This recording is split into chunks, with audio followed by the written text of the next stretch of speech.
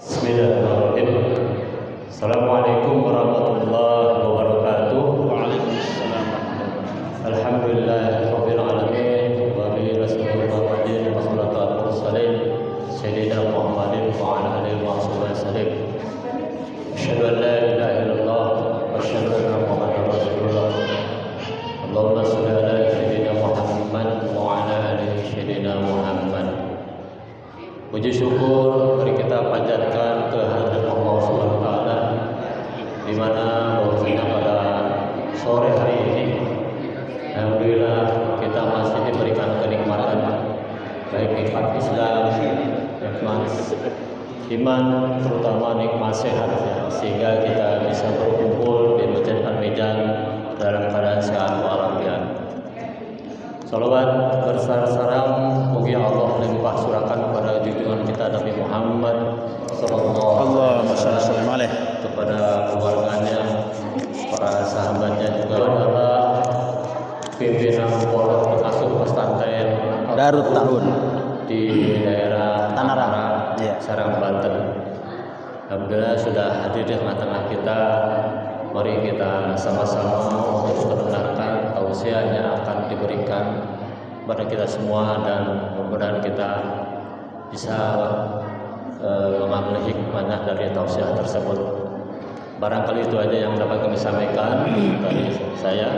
Selebihnya mungkin mohon maaf apabila ada kata yang kurang enak dengar, dan mari kita untuk waktu yang singkat ini saya sampaikan ke Ustaz Al-Mustafa.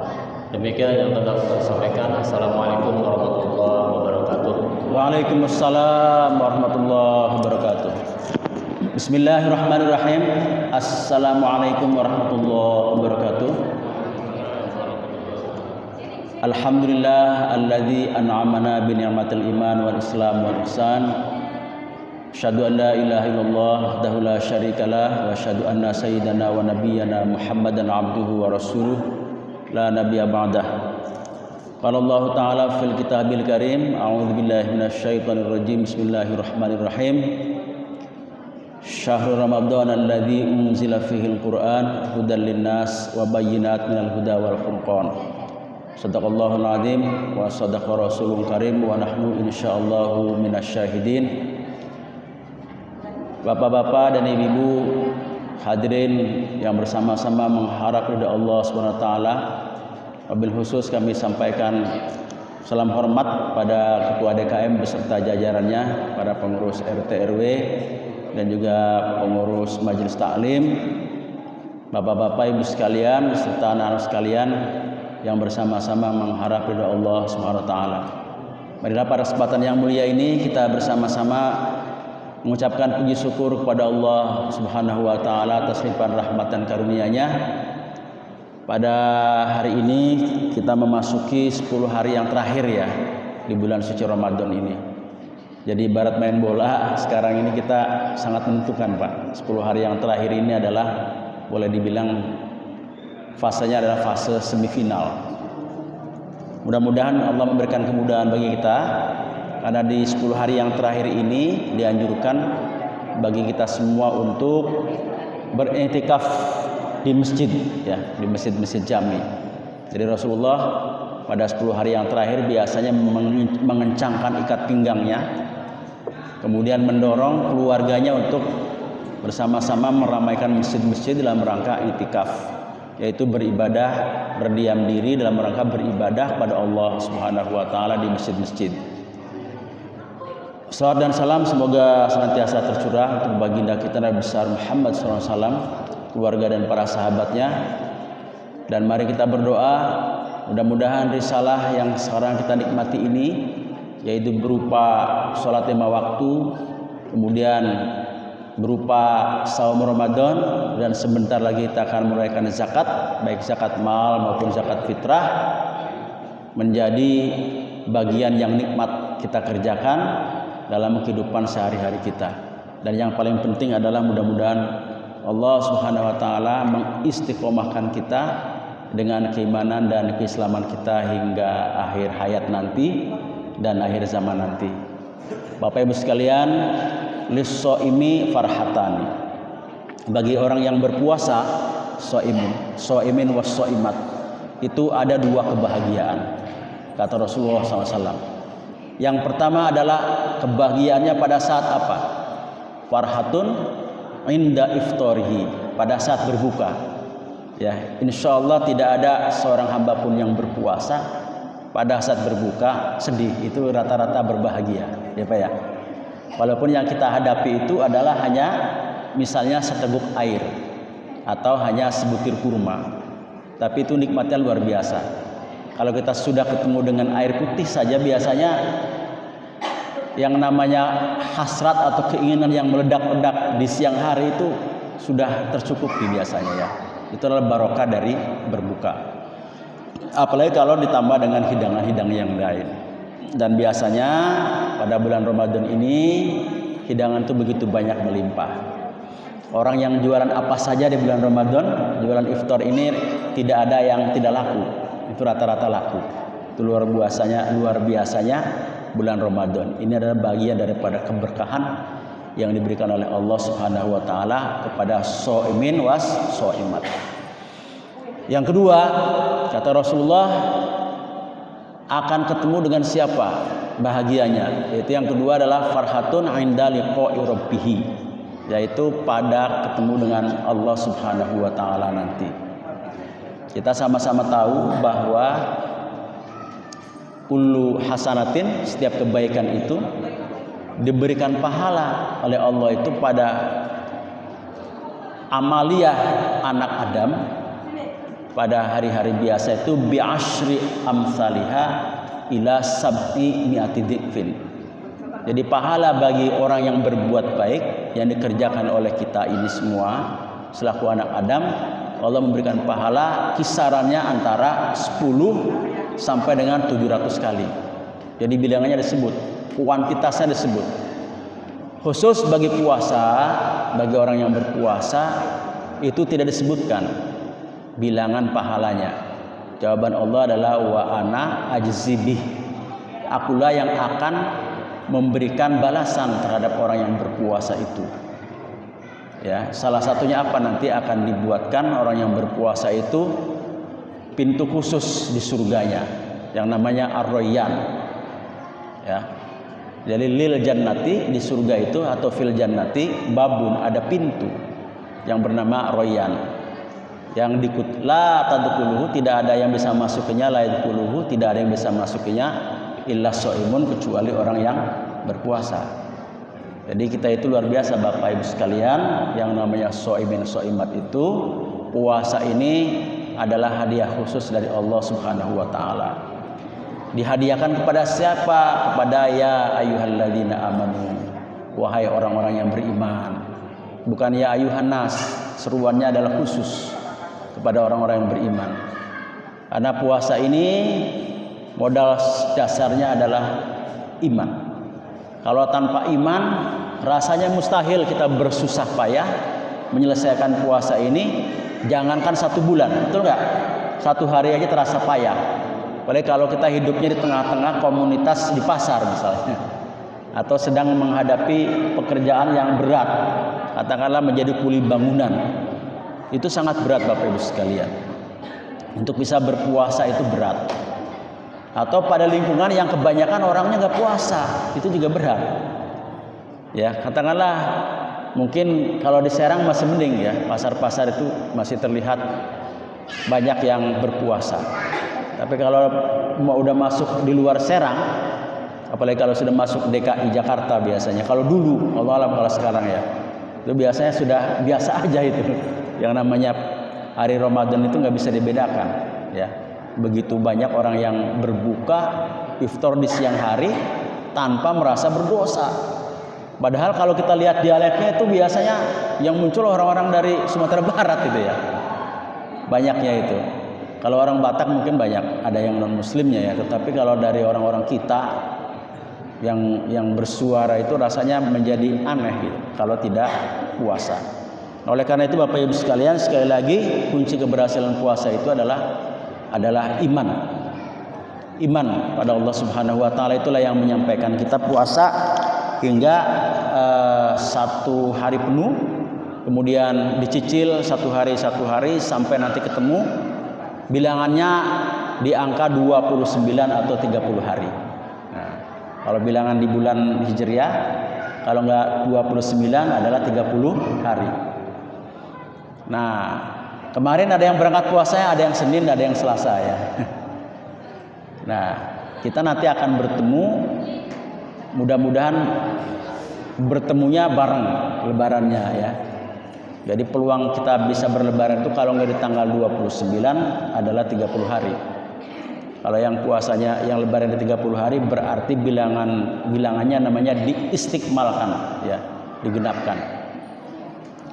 Bapak Ibu sekalian yang dimuliakan Allah Subhanahu wa taala, selama perjalanan waktu kita yang sudah memasuki hari ke-10 atau sudah 20 hari lebih ini, maka perlu kita adakan evaluasi terhadap praktek pelaksanaan puasa kita.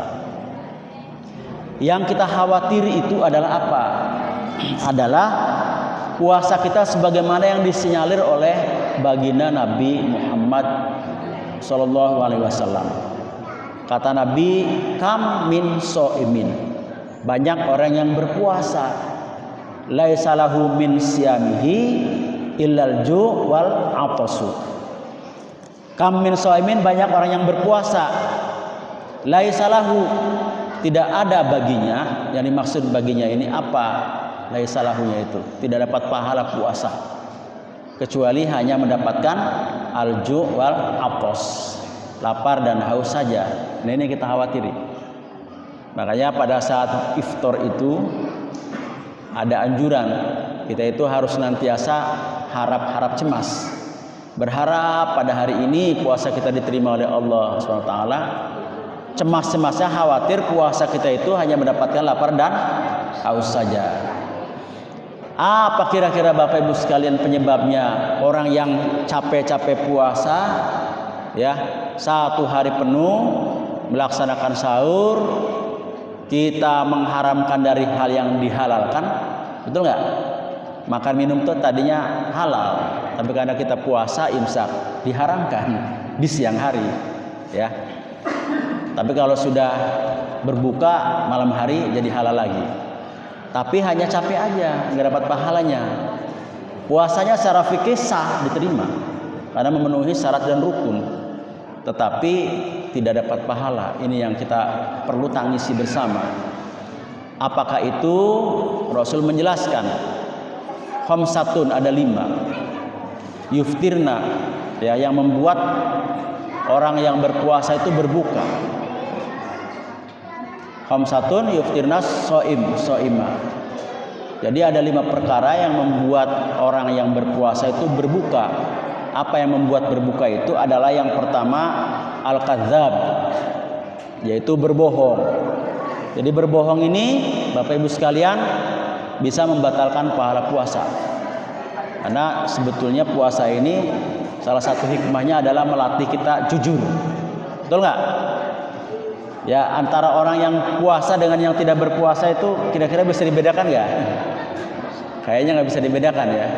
Kemudian kalau anak-anak itu kalau ditanya puasa nggak? Puasa. Tapi pada saat masuk ke kamar misalnya bisa saja mereka nyolong minum dan sebagainya ya. Itu pekerjaan masa kecil saya begitu. Jadi kalau tanya orang tua puasa semuanya. Tapi anak-anak itu biasanya mainnya di kali kalau dulu itu. Jadi kalinya jernih, bagus tuh Pak. Siang hari menggoda, terjun, saja. Taunya menginum di dalamnya. Nah, ini bagian daripada puasa yang tidak jujur. Ya. Jadi melatih kejujuran. Lawan daripada jujur adalah bohong. Jadi kalau kita banyak berbohong di bulan puasa ini, ya, itu menggugurkan pahalanya. Yang kedua adalah ghibah. Ini yang nggak kerasa ghibah. Kita sudah enak-enak nih mengkondisikan diri ngaji terus nih. Begitu keluar sama teman ketemu ngobrol, nggak kerasa ngomongin jeleknya orang teman kita. Ya, oh itu masih anu mah tuh si Fulan tuh. Kalau bulan puasa nggak ikut taraweh, kan gitu ya. Mulai dari situ, karena dia menganggap taraweh ini adalah bid'ah. Di rumah aja tarawehnya, nggak pernah bergabung. Karena Rasulullah tidak mengajarkan salat taraweh di masjid, hanya cuma 3 hari atau 3 malam. Begitu. Terus saja ngomongin, tapi yang diomonginnya bukan kebaikannya. Jadi kalau kita ngomongin seseorang kejelekannya, itu kategorinya ghibah. Kenapa? Karena kalau orang itu yang diomongin kejelekannya, kira-kira sakit hati nggak Pak? Sakit hati. Tapi kalau yang diomongin kebaikannya, itu orang nggak ada yang sakit hati. Jadi orang yang menggibah ini kategorinya orang yang bangkrut. Kata Rasulullah, orang yang bangkrut itu bukan orang yang kemudian punya harta banyak lalu kemudian hilang. Apakah karena perdagangan atau ditipu orang? Tidak. Tapi orang yang bangkrut itu punya amal yang banyak, tapi kemudian amal yang banyak itu disedot. Nah, oleh dosa ghibah karena ngomongin orang, sedot gitu. Akhirnya habis menjadi minus. Nah, ini juga harus kita hindari yang namanya ghibah ini. Ini pekerjaan yang paling enak, tidak terasa adalah ngomongin kejelekan orang. Yang ketiga yang bisa membatalkan pahala puasa itu apa? Adalah namimah. Namimah itu ngadu-ngadu atau ngadu domba, ya. Ini hati-hati juga dengan pengaduan anak-anak kita. Kadang-kadang anak kita melapor bahwa saya telah dibully oleh si A atau si B gitu ya. Orang tuanya nggak verifikasi, langsung aja main ngoncop orang tuanya. Hei, kurang ajar, anak kamu itu ngebully anak saya. Kamu itu kan Ustadz Kiai, cobalah diajar yang betul. Nah, itu tidak verifikasi begitu, itu namanya bagian pada domba. Nah, jadi kalau kita menyampaikan berita bohong yang mengakibatkan terjadinya salah paham di antara kita, ini adalah bagian daripada namimah, ya, atau mengadu domba. Mengadu domba juga ini bisa menghilangkan pahala puasa. Berikutnya apa? Yang bisa kerjakan adalah sumpah palsu. Sumpah palsu ini umumnya banyak dikerjakan oleh para pedagang. Supaya dagangannya laku, biasanya sering menggunakan kalimat sumpah, ya. Sumpah serapah. Demi Allah haji ini barangnya bagus, saya tidak nipu. Demi Allah Pak, saya tidak mengambil untung. Mana ada yang namanya orang berdagang ngambil untung, ya. Gak mungkin yang namanya orang bisnis, orang berdagang itu orientasinya cari untung. Jadi kalau ada kalimat demi Allah demi Rasul, kemudian tidak ngambil untung, itu hati-hati. Nah, kalau disampaikan atau dikerjakannya selama bulan Ramadan ini, itu juga bisa menghilangkan pahala puasa kita. Yang kelima adalah yang harus sama-sama kita waspadai adalah an-nadratun bisyahwatin, pandangan yang disertai dengan syahwat. Jadi kalau pandangan pertama itu gratis, boleh. Tapi pandangan kedua, ketiga itu sudah nggak gratis lagi Bapak Ibu sekalian. Ya, itu namanya pandangan disertai dengan syahwat. Ini gambarannya adalah pandangan mata itu bagaikan anak panah yang meluncur. Jadi begitu tajam anak panah meluncur. Jadi kalau kena sasarannya bisa, ya kalau nggak luka-luka ya bisa mati anak panah. Jadi artinya pandangan itu bagaikan anak panah yang mematikan. Apa yang dimatikan adalah pahala puasa kita. Nah, oleh karena itu kepada ibu-ibu sekalian, ya, wayahnya di bulan puasa mah auratnya harus ditutup, gitu ya, supaya kitanya nggak dapat gratisan. Jadi kalau dapat gratisan, boleh yang pertama aja yang halalnya, kedua itu harus ditundukkan. Namanya adalah ghadbul basar, menundukkan pandangan.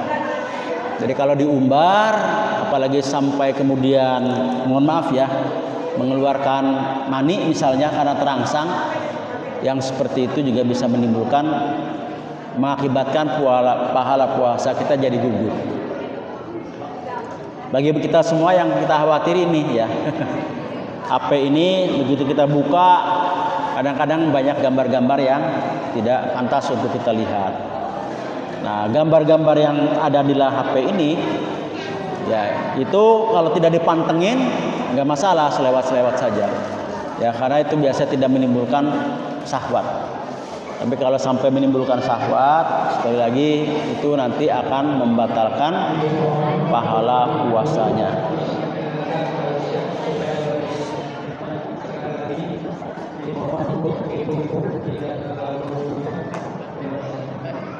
Ya baik Bapak Ibu sekalian, itu yang perlu kita evaluasi.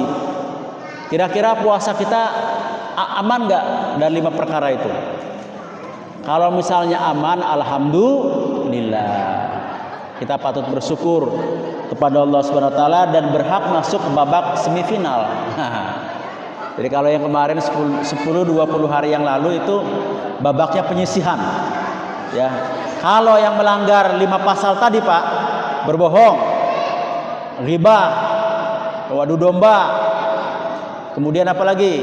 Sumpah palsu dan pandangan disertai dengan syahwat, diseleksi dengan 5 kriteria itu kemudian gugur, maka itu tersingkir. Nah, yang sekarang ini yang masuk ke 10 hari yang terakhir adalah fase di mana kita memasuki babak semifinal. Perintahnya apa? Perintahnya adalah kita melaksanakan i'tikaf. Dalilnya dari mana? Dalilnya wala tubashiruhunna wa antum aakifuna fil masajid. Itu dalilnya. Wala tubashiruhunna. Wahai umat Muhammad, 10 hari terakhir mah enggak usah bercampur sama istri kita. Tidurnya enggak usah bareng lagi udah. Di mana tidurnya? Yaitu di masjid. Dalam rangka apa? I'tikaf. Istri saya keberatan, ajak istrinya. Anak saya keberatan, ajak anaknya. Begitu Pak, dorong ke masjid. Kalau nggak bisa, ada kendala, ya sudah masing-masing saja. Yang penting kita semuanya punya niatan untuk beriktikaf di masjid, yaitu berdiam diri di masjid dengan niat ibadah kepada Allah Subhanahu wa taala. Melaksanakan sholat tahiyatul masjid, sholat wajib, sholat rawatib, sholat-sholat sunnah yang lain, membaca Al-Quran, mempelajari Al-Quran, hadis-hadis, berdoa yang sebanyak-banyaknya untuk apa? Agar dosa-dosa kita diampuni oleh Allah Subhanahu wa taala. Jadi hadis yang menyatakan man shoma Ramadan imanan wa ihtisaban ghufira lahu ma taqaddama min dzambik, man qama Ramadana imanan wa ihtisaban ghufira lahu ma taqaddama min dzambik. Dua-duanya adalah ghufira lahu. Jadi intinya semua yang kita kerjakan di bulan Ramadan ini apa? Adalah ghufira lahu ma taqaddama min dzambik. Agar dosa-dosa kita yang sudah lalu itu diampuni oleh Allah Subhanahu wa taala. Jadi yang paling penting Bapak Ibu sekalian, setelah kita mengendalikan diri, imsak dari sejak terbit fajar sampai dengan terbenam matahari, dari makan minum dan bergaul dengan istri kita yang dihalalkan di siang hari itu, semoga Allah Subhanahu wa taala kemudian mengampuni dosa-dosa kita. Khusus di 10 hari yang terakhir ini juga Allah menurunkan yang namanya malam qadar. Apakah malam qadar itu adalah inna anzalnahu fi lailatul qadar wa ma adraka ma lailatul qadar. Apa lailatul qadar itu adalah lailatul qadri khairum min alfi syahr, yaitu malam yang keutamaannya sama dengan 1000 bulan. 1000 bulan itu kalau dihitung dengan tahun berapa Pak? 83 apa 84? 83,4 ya tahun.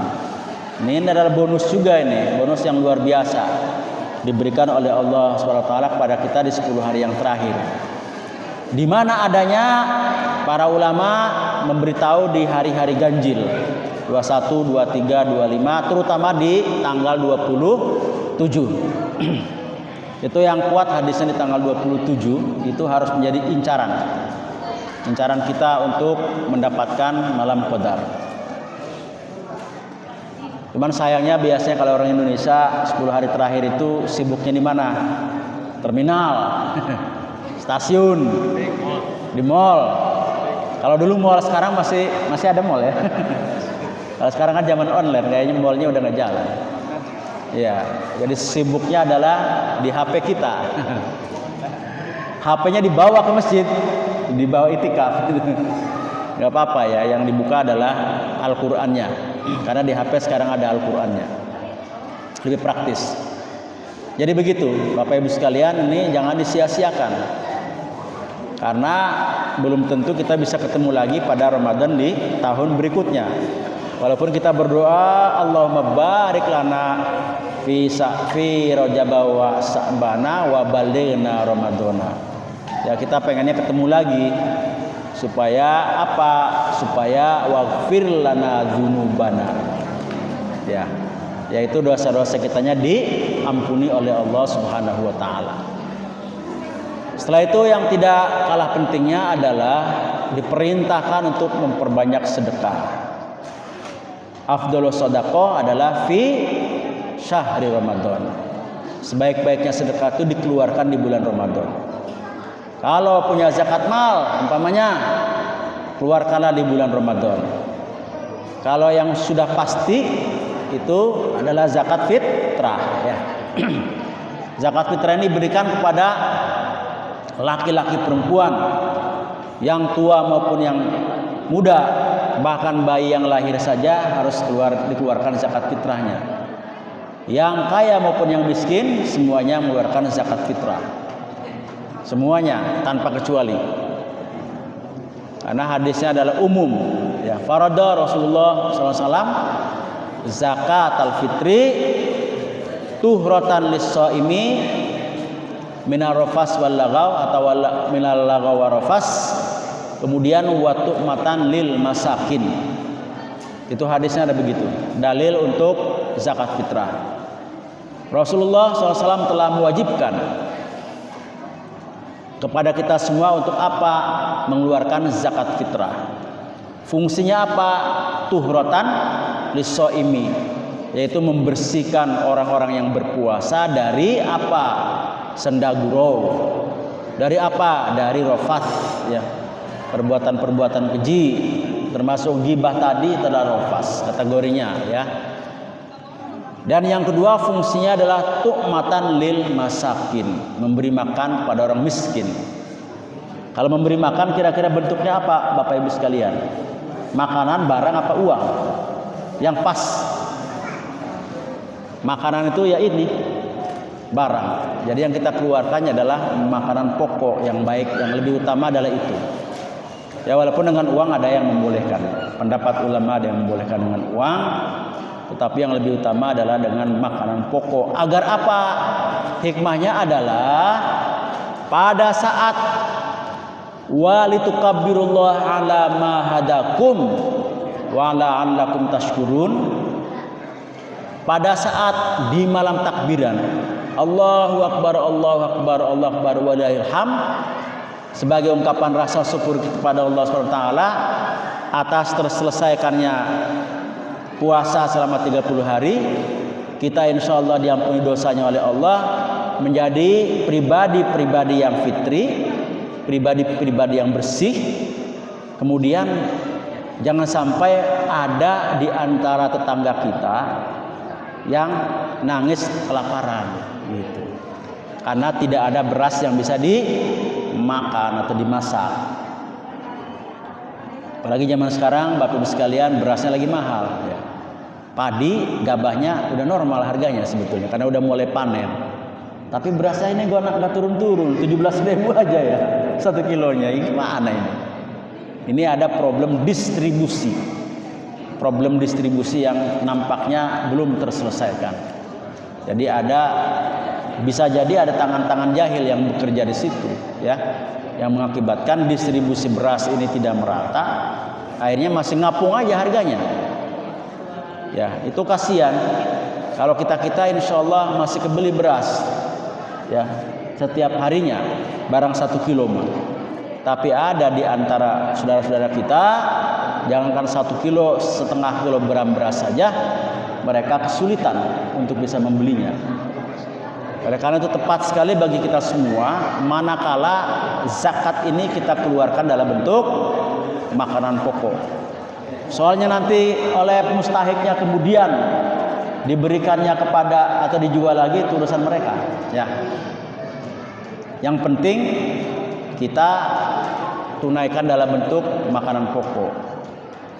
Tapi kalau misalnya muzakinya, saya mah bentuknya uang, tolong salurkan dalam bentuk uang. Bagaimana kira-kira sikap panitia zakat di sini? Ya salurkan saja, karena panitia zakat ini sifatnya hanya penerima titipan.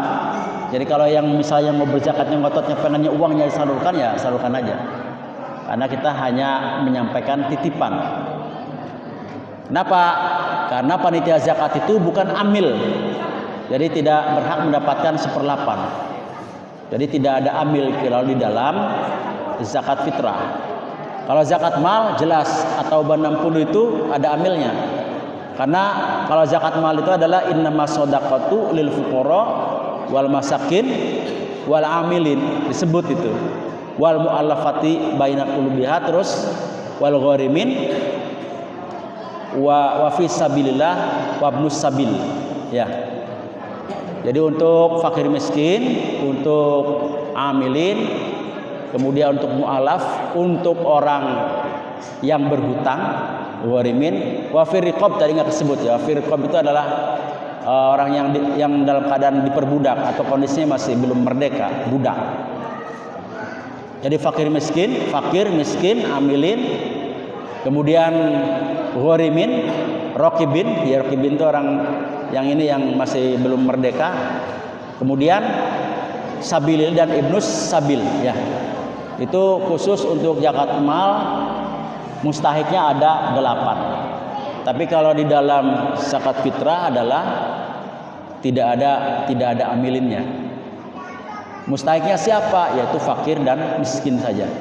Karena yang disasar adalah jangan sampai fakir miskin itu, sekali lagi pada saat kita bergembira, berbahagia, bertakbir Allah Akbar walillahil hamd, mereka kemudian nangis kelaparan.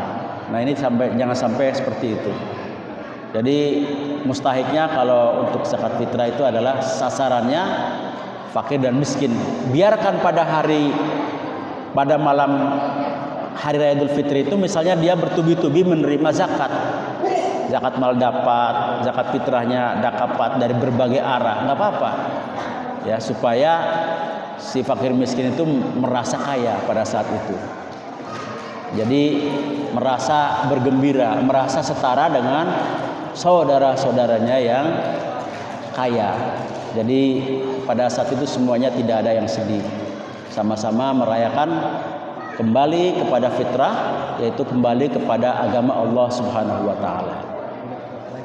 Jadi orang yang lulus puasa Ramadan ini adalah mereka yang punya kecenderungan nanti hatinya itu cenderung kepada agama Allah Subhanahu wa taala. Rindu sama Quran, rindu sama masjid, itu ciri-ciri yang puasanya diterima oleh Allah Subhanahu wa taala. Karena ayatnya adalah faqim wajhaka lid-dini hanifa fitratallahi allati fataran nasa 'alaiha. Jadi hadapkanlah wajahmu, faqim wajhaka lid-dini hanifa, kepada agama yang hanif, agama yang lurus, yaitu al-Islam. Agama hanif ini adalah agama warisan Nabi Ibrahim alaihissalam, yang hanifan, musliman, yang hanif.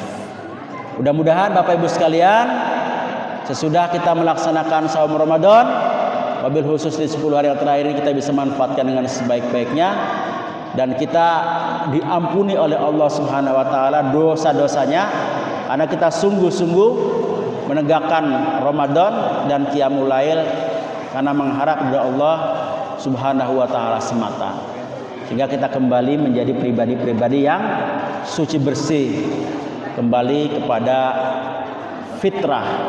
Itulah yang disebut dengan Idul Fitri. Nah, jadi Idul Fitri itu kembali kepada fitrah, yaitu adalah orang yang senantiasa konsisten hati dan pikirannya menghadap kepada agama yang hanif.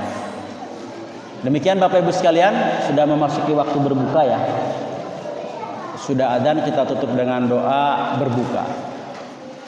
Allahumma laka sumtu wa bika amantu wa ala rizqika aftartu bi rahmatika ya arhamar rahimin.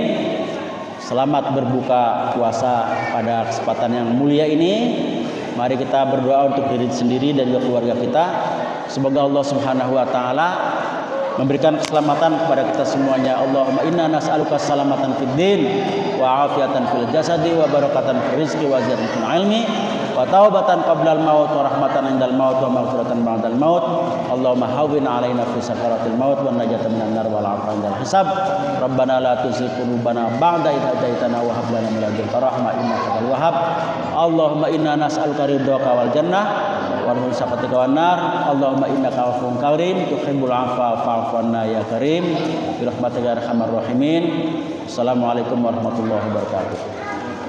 Alhamdulillah, demikian tausiah yang diberikan oleh Ustaz Mustafa. Mudah-mudahan kita semua dapat mengambil manfaat ilmu yang bermanfaat bagi kita. Sekali lagi kami dari pengurus DKM mengucapkan terima kasih sepenuh hati kepada Guru Besar Al-Kalimah yang telah memberikan tajilnya. Mudah-mudahan apa yang diberikan